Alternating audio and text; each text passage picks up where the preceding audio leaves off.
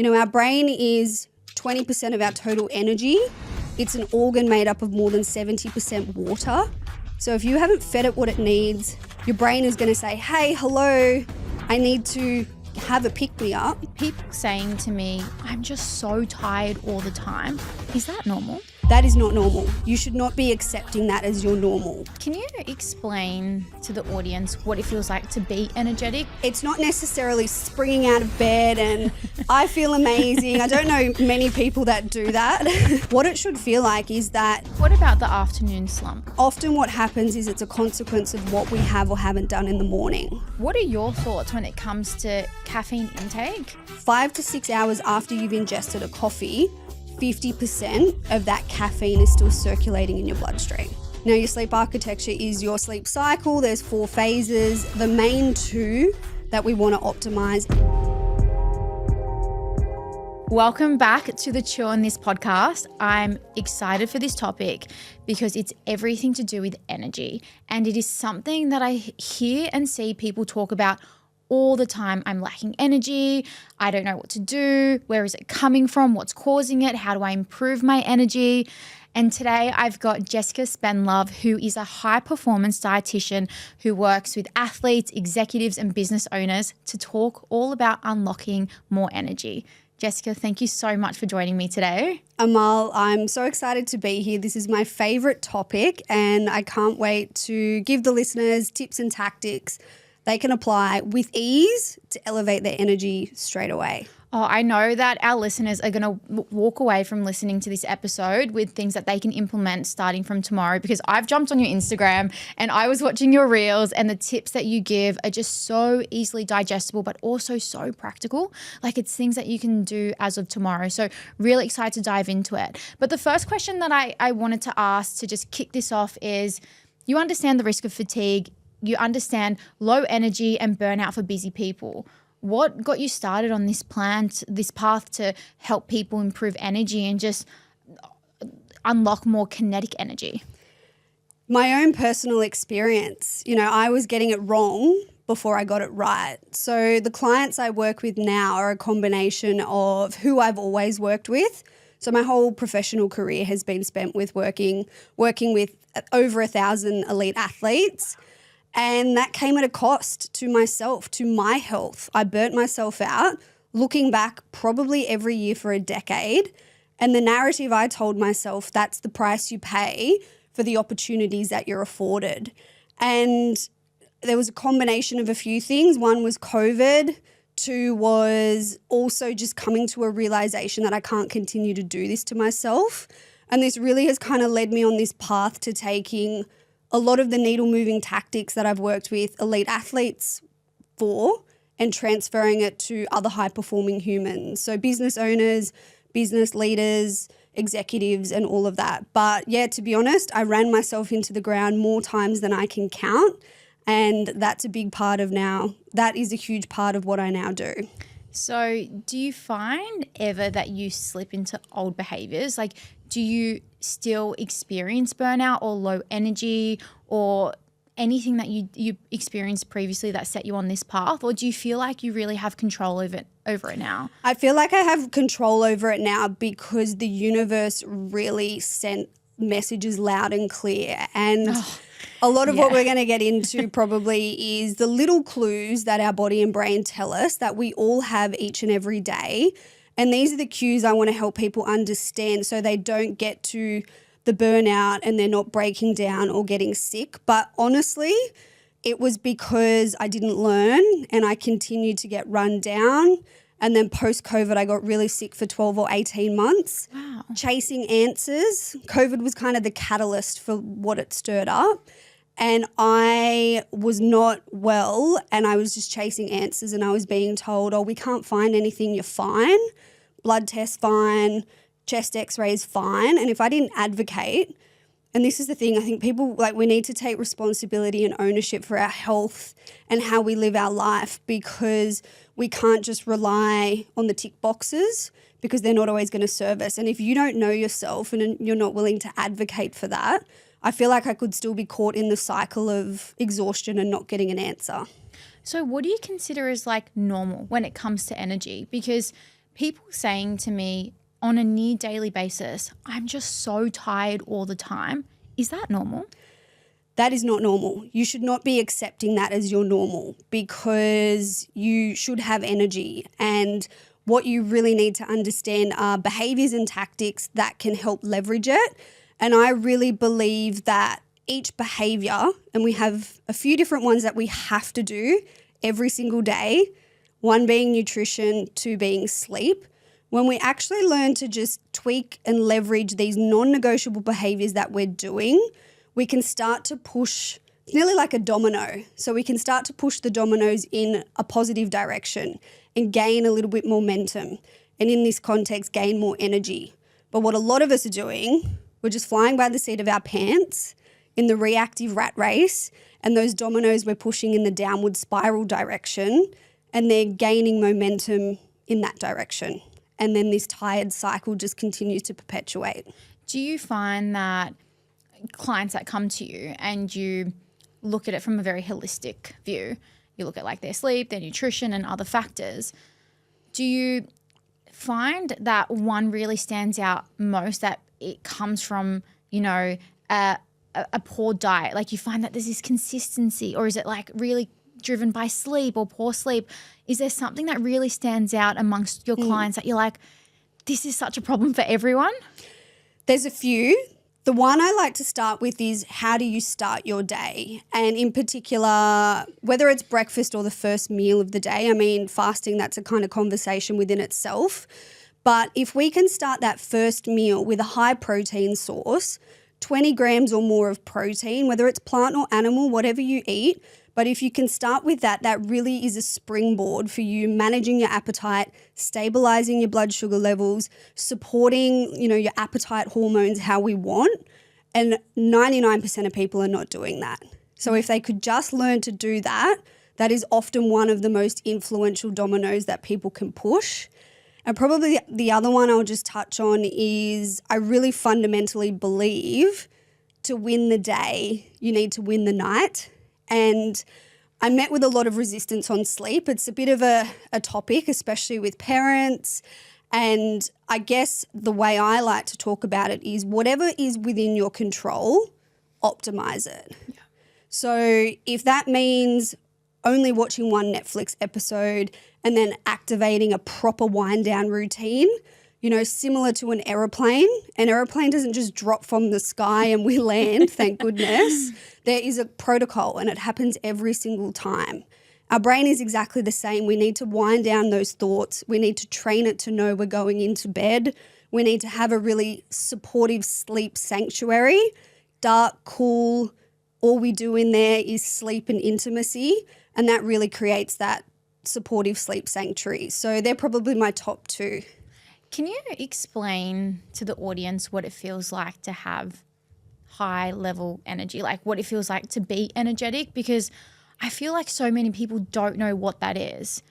What is it like? Like, what does it feel like? You're exactly right. And this is the thing, when a lot of what I talk about is improving and optimizing. And for some people, we're talking about a state that they've never been in.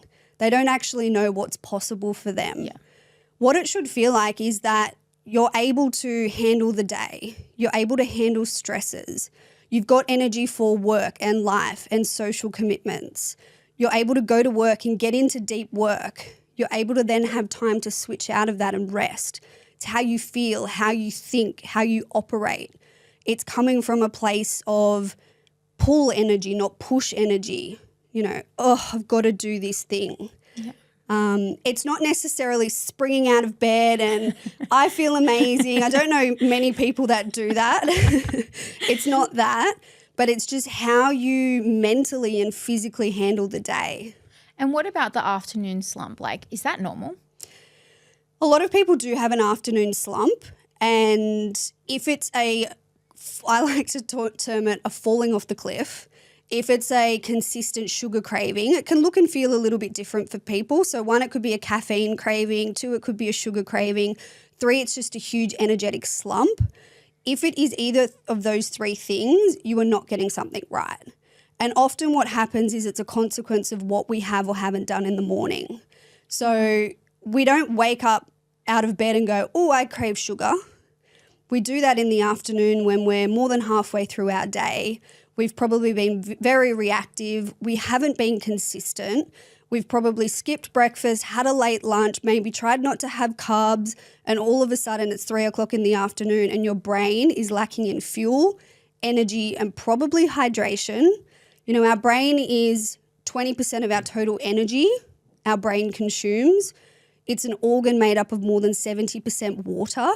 So if you haven't fed it what it needs, kept your blood sugar levels stable, and you haven't had enough hydration, your brain is going to say, hey, hello, I need to have a pick-me-up.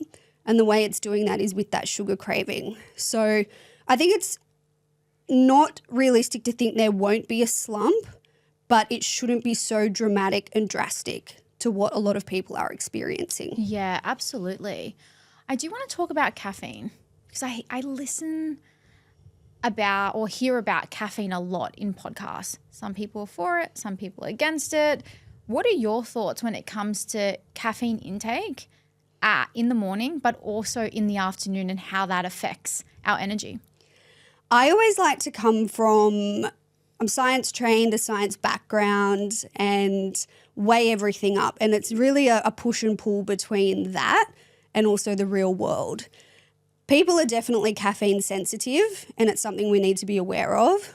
We also need to understand that the half-life of caffeine, which means half the amount of time it takes to clear from your body, is anywhere from 5 to 6 hours. So that means 5 to 6 hours after you've ingested a coffee, 50% of that caffeine is still circulating in your bloodstream. That means 10 hours it takes for all of it to clear. So simply if we just know physiologically, metabolically, that is what happens, that helps us understand that if you are caffeine sensitive, I definitely am, cutting the caffeine at midday is definitely a recommendation that people should adhere to. The other conversation is there's definitely people out there who can have a coffee and go to bed. I don't know how, not Coffee me. for dessert? Yeah. We'll never understand. But even if you're having caffeine and you can tolerate it and you're going to bed, it can impact your sleep architecture. Now, your sleep architecture is your sleep cycle. There's 4 phases. The main 2 that we want to optimize are our deep and our REM sleep. So if we still have caffeine circulating around, that can impact how much and the depth we get into in those 2 really important phases. So me, I'm more pro caffeine than against, but I'm very much be very strategic with it. When you have it, how much you have. And what I see a lot of people doing is the mid-afternoon coffee when they probably should be actually having a nutritious snack, some hydration, and using that as nearly a meal replacement. But also the downside of that is potentially then going to impact their sleep. So they're going to kind of continue that cycle of I'm tired, I make poor food choices, I band-aid it with extra caffeine.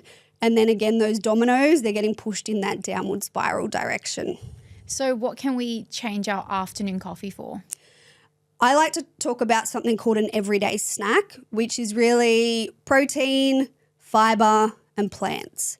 In real food, it's something like a Greek yogurt or a soy yogurt with maybe some nuts and seeds and fruit.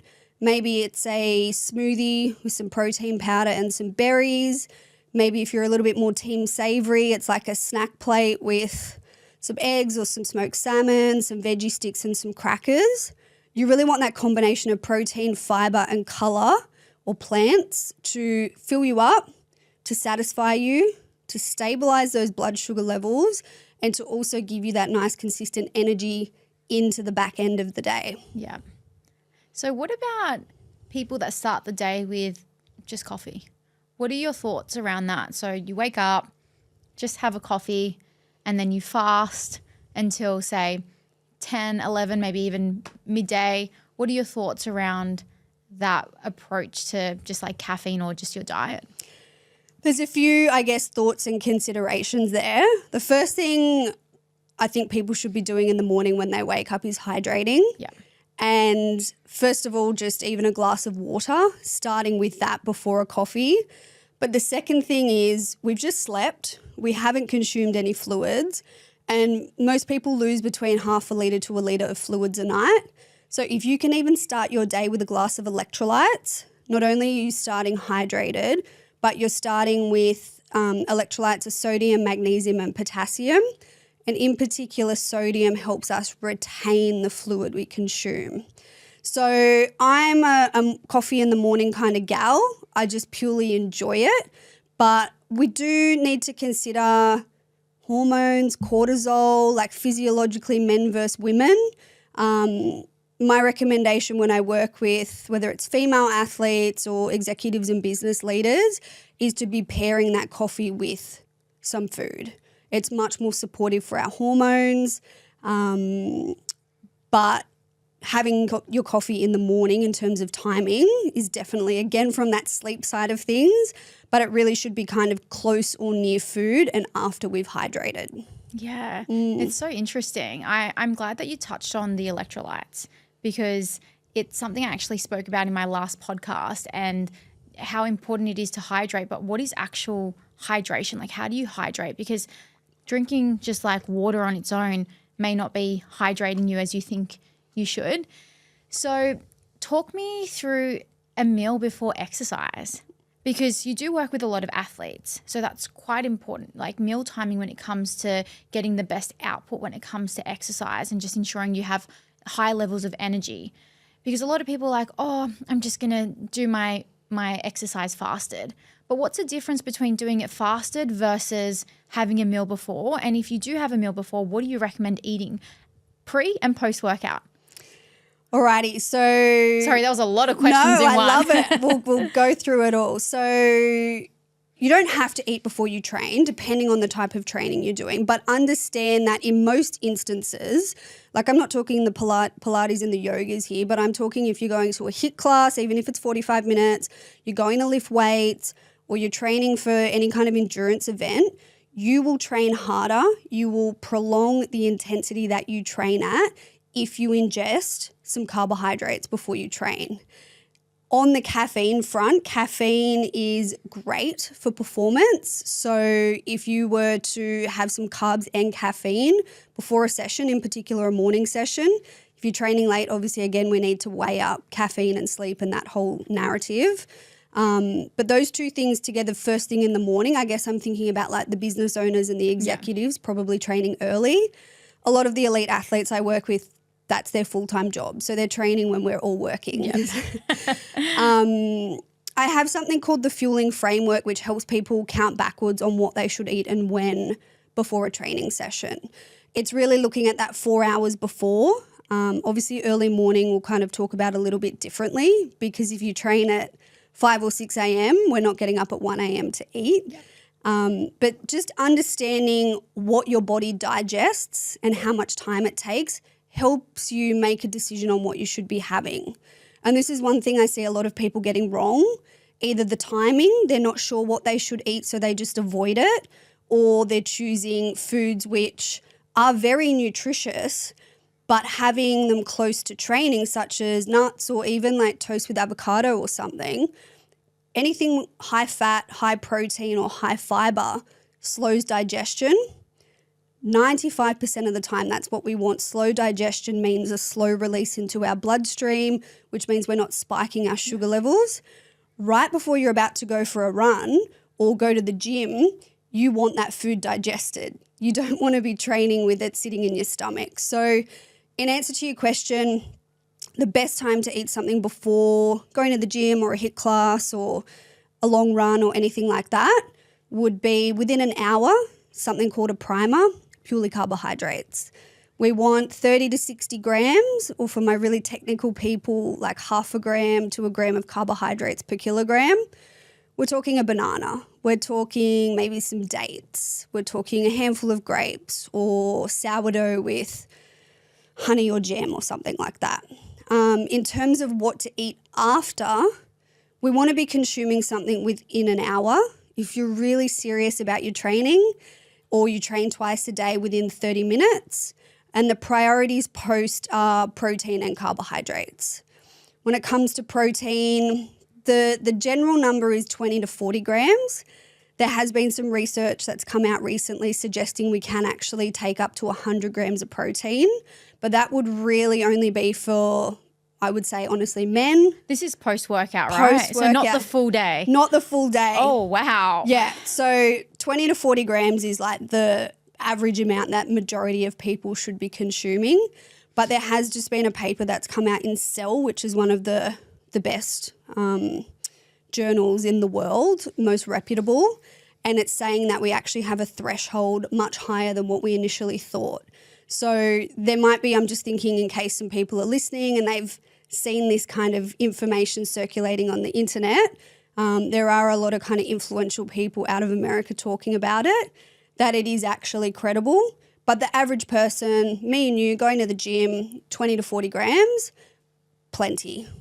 And then when it comes to carbohydrates, again, it really just depends on how much you've trained, how much you've exerted, and we really want to look at good quality carbohydrates there. So recommend some meals for post-workout. So what is like an ideal meal that someone should be having? Are we looking at like protein shakes? Are we looking at like chicken and veg? Like what would you recommend? Yeah. If you train in the morning, it's a lot of just what your common breakfast would be. It's a couple of eggs and some sourdough. It might be a smoothie with some oats and some protein powder. It might be some overnight oats with some milk and yogurt, maybe topped up with a little bit of extra protein powder to get that 20 to 40 grams that we spoke about. You'll hear a lot of real food, a lot of just normal everyday meals. When it comes to protein shakes, they can be a great way to top up. Or if you're not going to have the opportunity to eat a meal within that hour, it can be a really convenient option. But the other thing a lot of people do is they might kind of double up, and maybe for them that's not that ideal spacing. So really just having a meal if they've trained in the morning. If they train at lunch or dinner, it's a similar story. It's probably what they would typically have for lunch, whether it's chicken or whether it's tofu or lentils and legumes, whether it's salmon, all of those things, really great types of protein. And then it's just pairing it with some rice or some quinoa or some, some good quality sourdough or something like that. What happens if we don't eat within the hour of training? So after training, what actually happens to our energy? Great question. And it's kind of not a straightforward answer because you've raised a really great point here. A lot of people are very black and white with their nutrition. Nutrition is totally nuanced and it's all of the shades of grey and everything in between. And while having it within the hour is ideal, if it's slightly outside of that, it's not the end of the world. Probably the main thing there to call out though is if we don't get that really good quality meal in following that session, we may pay the consequence of that later in the day. Perfect example, you're training in the morning, you might think you need a fast or you don't eat for a few hours. Those types of people will be the people crashing and burning in the afternoon, craving the sugar and paying a consequence later on in the day, which they may not connect those dots, but that's often how it goes. It's this compounding flow-on effect of what we do or don't do, and it will show up later on, potentially even the next day. That's so interesting because that's what a lot of people do, right? They get up early, they exercise, they'll have a cup of coffee, go to the gym, exercise, and then their first meal won't be for 4 or 5 hours later, which is like midday lunch. But then they don't realize how much of that can impact their energy for the rest of the day beyond that, which is so important. So what are some other things that our listeners can implement to improve energy? So I know you spoke about the morning, but what about throughout the day? Another great one is consistency. Now, I don't want to sound unrealistic here because the world we live in, everyone's got different days. They might be working in the office, working at home. They have their own business. They might have a whole heap of different things. Like us, we're here today. You're out of the house. You've got to go to Melbourne. There's travel, all of this. So you need to have a guardrail, something that creates consistency but is also flexible. So basically what I mean by that is you need to work out, okay, if I eat every 3 to 4 hours, that's my rhythm and that works for me. Because what a lot of people are doing are being totally inconsistent with what they eat and when. And when you're doing that, how can you expect to have consistent energy levels when nothing about your day is consistent? So to let people in, I guess, on what some guardrails might be for them, if you're really active, 2 to 3 hours is probably a really good rhythm for yourself. If, maybe you just train once a day, you might be looking at like 3 or 4 hours is a good rhythm for yourself. And if you're not really active or you prefer like lower intensity activity, maybe it's 4 or 5 hours. So what you want to do is kind of look at when that first meal is, second, third, or your snack, and then dinner. And what a lot of people do is that lunch to dinner is that biggest high risk gap. Yeah.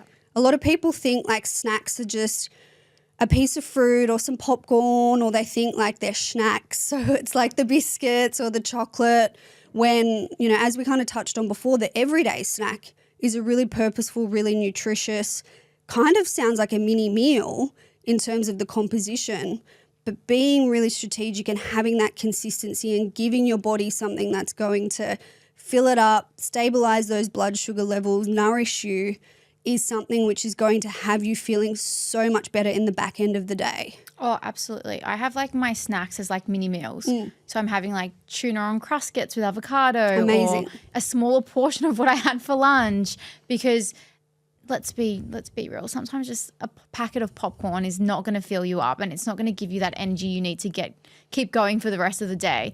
But it's so important. I do have a question. So for those that are embarking on a weight loss journey that are calorie conscious, because we know that you need to be in a calorie deficit in order to lose weight. And you talk about that consistent eating. So eating, they will most likely exercise if they're embarking on this journey, say 3 to 4 hours, every 3 to 4 hours to eat. So what do you recommend in sustaining your energy levels when you are in a calorie deficit? Great question. I mean, for me, there's a hierarchy.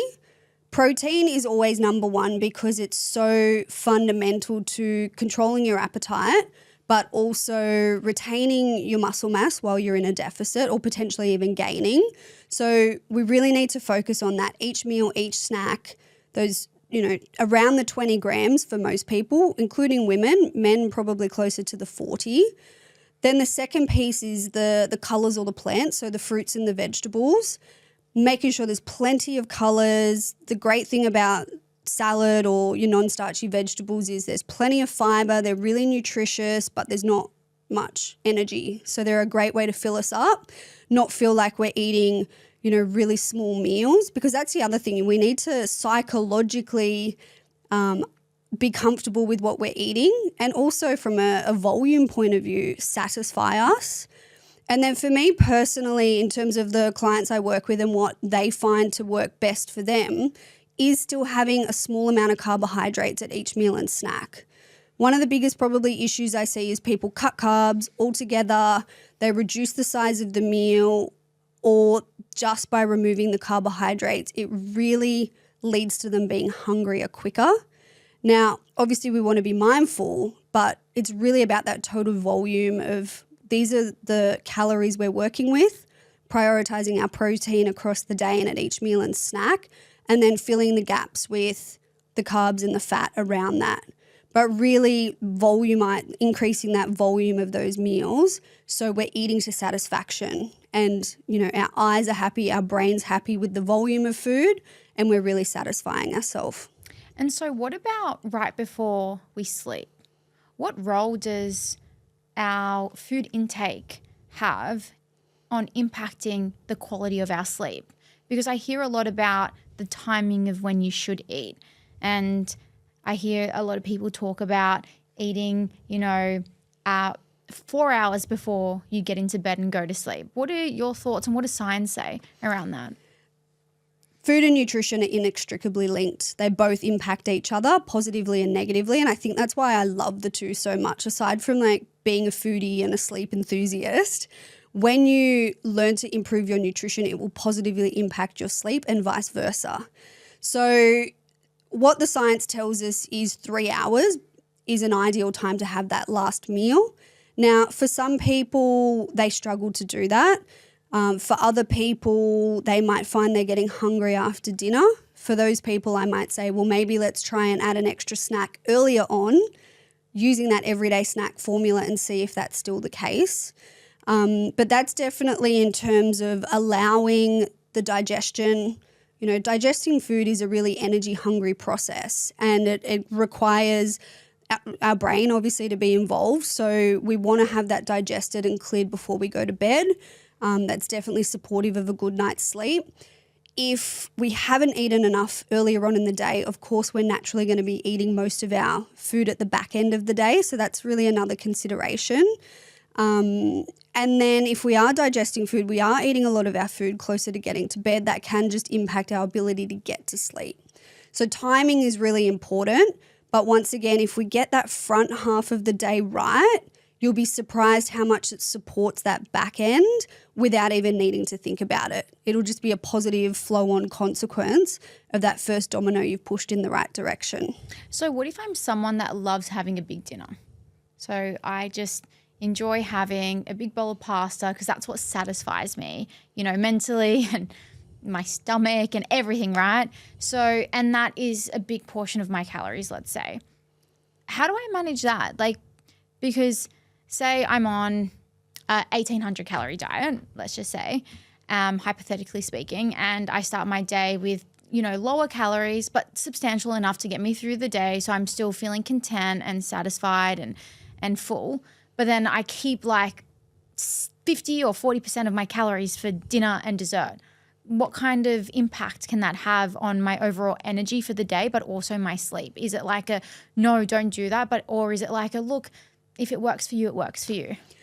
I fundamentally believe, as much as I sit here with my principles and the science, at the core of everything, it is the human first, and it is, of course, what works for them. And I'm all about customizing the strategies based on the individual, where they're at and what their goals are. So if you're someone sitting there going, I just love my big bowl of pasta and I'm pretty happy with how I'm sleeping and I also feel quite good across the day, good for you. Keep doing that. But maybe if you're someone who is doing that, but you also start your day feeling really tired, or the afternoons are a real struggle and you struggle to think, or you're really craving sugar, or you're really thinking about that caffeine and having that, well, maybe then test out some of the things and just see if that is better for you on the day-to-day. It doesn't mean don't have that big bowl of pasta at night on time to time. Obviously, your whole philosophy in business and personal journey has been about customization and moderation and what people enjoy, which I love. But on the day-to-day, what is going to be more supportive for you? Absolutely. So we've touched a lot about energy, but we haven't spoken about productivity, which is important as well, because energy is one thing, but your focus and how you perform at work is another thing. How does nutrition play a part in the way that you actually think and your mental clarity? Huge, profound. It is an incredibly powerful factor to productivity. And I feel everyone's talking about productivity hacks and Pomodoro techniques or this and that. And how you work, there is an element of that. Of course, working on one thing, not having distractions, working with your phone away from you, even having it close by is a distraction. But what you put in your body is one of the biggest productivity hacks, both from a nutrition and a hydration point of view. When people learn, again, how to eat foods that are going to optimize their energy, optimize how they think and feel. And what that means is basically eating balanced meals. I call it all the elements, but it's basically macros and micros. It's protein, carbs, colors, and healthy fats. And if you have all of those at each meal and snack in the ratios or some of the volumes we've spoken about, which is the 20 to 40 grams of protein, color should always ideally be the biggest part. We want some carbohydrates present and a little bit of healthy fats. When you have that there, it tastes good and fills you up, but physiologically it's really supportive from stabilizing your blood sugar levels. And when you're stabilizing your blood sugar levels, that really helps with your clarity and your focus and your ability to think. On another level, what we eat is the biggest factor to what our gut health and our microbiome is. There's great research around eating 30 or more plants a week, the importance of fermented foods in terms of optimizing that microbiome. And our gut and our brain are inextricably linked, constantly talking to each other. They've got the same cells. We're producing a lot of our neurotransmitters like serotonin and dopamine in our gut. So by simply coming at it from that level of course that's going to elevate how productive we are and how we think and our cognitive performance. And for me today, like while my background is with elite athletes, which a lot of that is physical performance, there's an element of cognitive as well, because decision making and everything. The reason I've really transferred into just high performance in general and in the corporate world and the business world and the sports world is because nutrition is so impactful to both physical and cognitive performance. And the great thing is a lot of the strategies support both. It's not like it's 10 strategies for this and a different 10 for that. When you have good protein and you learn how to hydrate and you eat enough plants and you're balancing your meals and you're stabilizing your blood sugar levels and you're enjoying what you're eating, everything gets better, everything gets easier, you work deeper, you have a clearer mind, you're more productive. Yeah. It's a win-win all round. Absolutely. Let's talk a little bit more about gut health and the impact that it has on our energy. How does one, identify that they have poor gut health? Like, what are the early signs of poor gut health? Yeah, there's a few. So one can just be regularity. So when we think about the gut traditionally, we think about our digestive system, going to the bathroom, what that's like. So one of the hallmarks is how consistent we are. And is that an easy process, or do we have different symptoms? Like, do some days we have urgency and then other days we can't go? Do we have unfavorable symptoms? There's some clues. Some other things can also just be even things like, do we get sick often? Do we get run down? Our gut really is connected to everything. Our skin, the gut-skin matrix. We've got the gut-brain axis. 70% of our immune system is controlled in our gut. So, yes, the first thing is just the bathroom. Is that consistent? Is that, something that is just a process that doesn't cause us any stress and concern? The second thing are the other symptoms around like bloating or constipation, anything like that. And then the third thing could also just be our skin and also our immune system. And so to our listeners that are experiencing any of that, what are some things that they can do to start improving their gut health? I know you touched on it slightly, but I'd love to just dive in a little bit more. Yeah, for sure. And the other thing I just want to say as well, people who are experiencing gut symptoms, the first reaction is to restrict what they're eating. But often the restriction and the inconsistency with eating is actually driving those gut issues, which is the exact opposite to what we're being told. And not in all instances, like there's people with IBS, there's underlying issues, so I'm not discounting that. Maybe you need to get that investigated and work with someone. But if you're someone who has gut issues and you're irregular with what you eat and when, or you're under eating, even just start there. 90% of the time that will resolve a lot of those issues. If you really want to optimize your gut health from a nutrition point of view, the first thing you should be doing is looking at your diversity of foods in your diet, and in particular your plant foods. So what a plant food is if it's grown in the ground.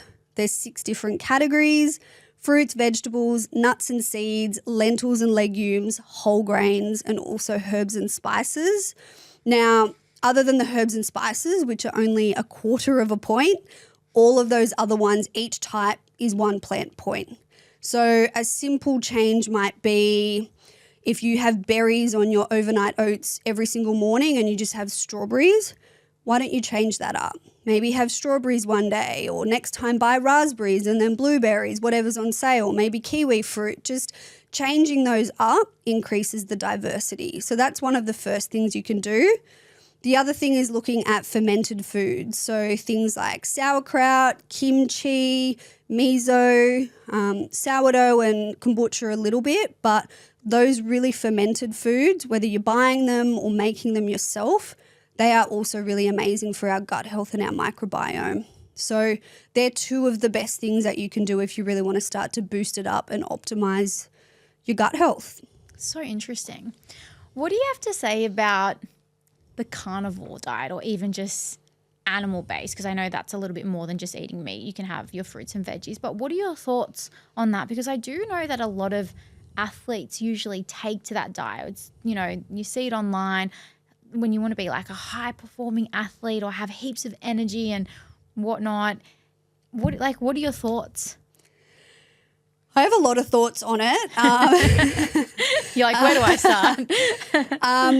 I think any diet where we're restricting anything is a red flag. The second thing, and it's a great kind of continuation from the gut health conversation, is carnivore, depending on, like, there's a lot of variations out there as well. So, like, some people, what they think they're doing versus what they're actually doing are two different things. But normally carnivore is really like, no grains, like limiting fruits and vegetables. So limiting a lot of those plant foods I've just spoken about. So while we might think short-term people can get benefit, they might feel it or see it. A lot of people, I think, use it in terms of like losing weight and shredding and that kind of thing. We need to think about at a physiological level, how is that supporting us? How is that supporting us? Our gut health and the good microbiome and the good bacteria thrive off fiber and thrive off plants. So even if in the short term people might think they're getting value, long term, you're removing, eradicating, significantly reducing the diversity of that good bacteria, and sooner or later that's going to feed into other systemic issues. I mean, I eat everything, so I don't restrict. So, it's not like I'm sitting here with anything other than just a science-backed kind of hat and weighing it all up. But when we're eating a lot of animal foods, like, the reality is they're much higher in saturated fat. So again, from a long-term point of view, what's going to happen to their cholesterol? What's going to happen to their heart health? I think we need to, in 2024, take control and really weigh things up. And when we're at either end of the spectrum at extremes, there's going to come a consequence sooner or later. Absolutely. So I'm anti.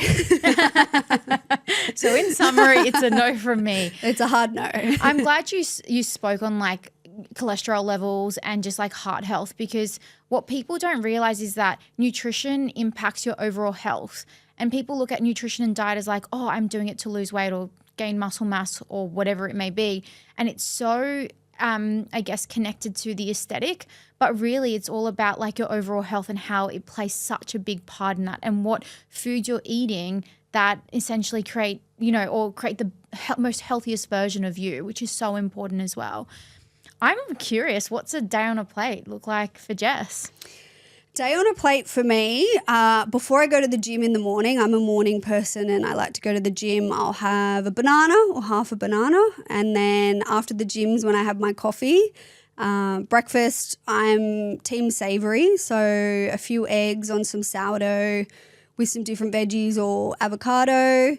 Normally that will take me through to lunch. Lunch depends if I'm at home. I work at home a lot, which is great. I feel like I have so much more diversity with what I eat at lunch. It might be leftovers. I love Mexican, so a burrito bowl or something like that, or some sort of bowl generally with salad or veggies, protein and some sort of carbs. Afternoon snack might be some yogurt, so high protein yogurt with some berries, maybe some muesli or oats. Or like a snack plate, and then dinner. Eat a lot of fish, chicken, like I said, Mexican, Asian.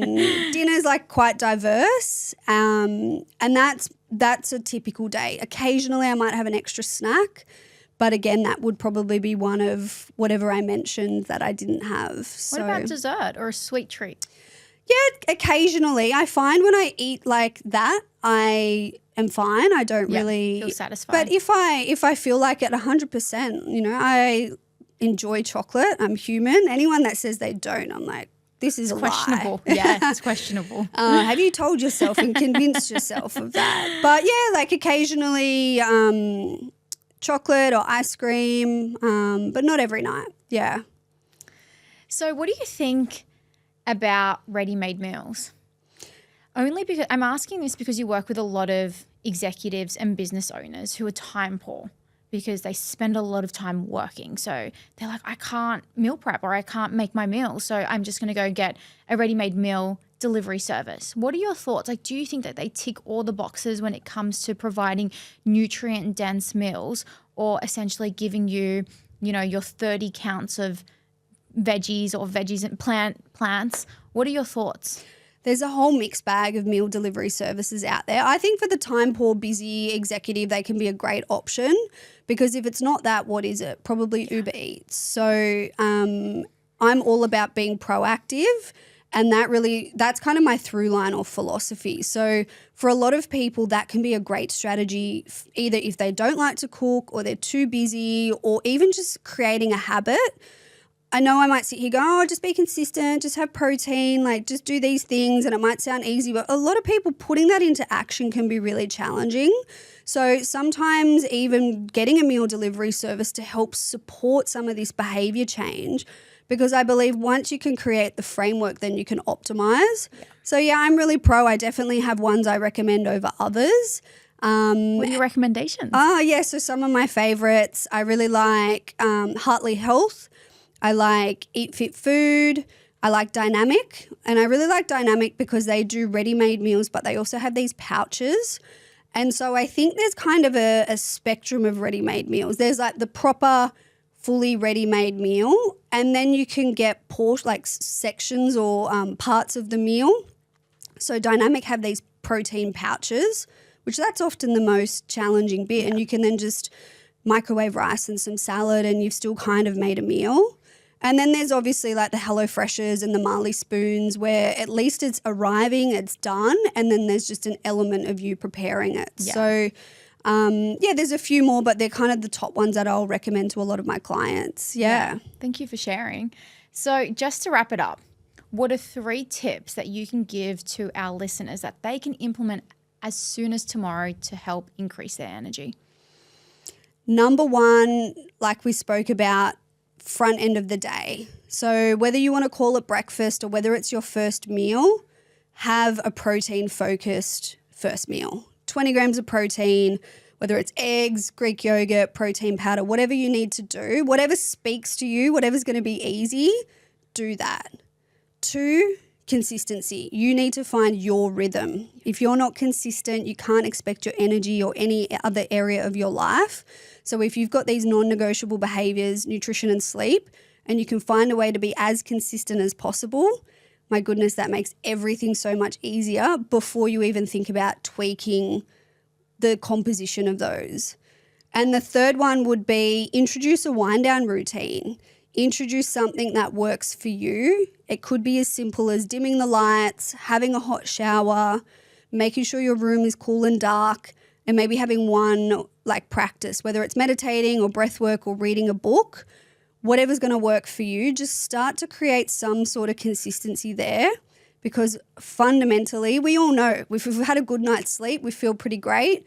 And if we've had a bad night's sleep or just suboptimal, we're a little bit snappier, we're less kind of emotionally agile, and everything else just gets harder.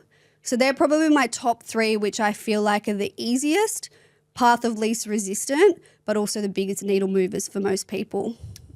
Honestly, such great tips. Thank you so much for sharing. And I know that our audience will listen to this and be able to apply something as soon as tomorrow.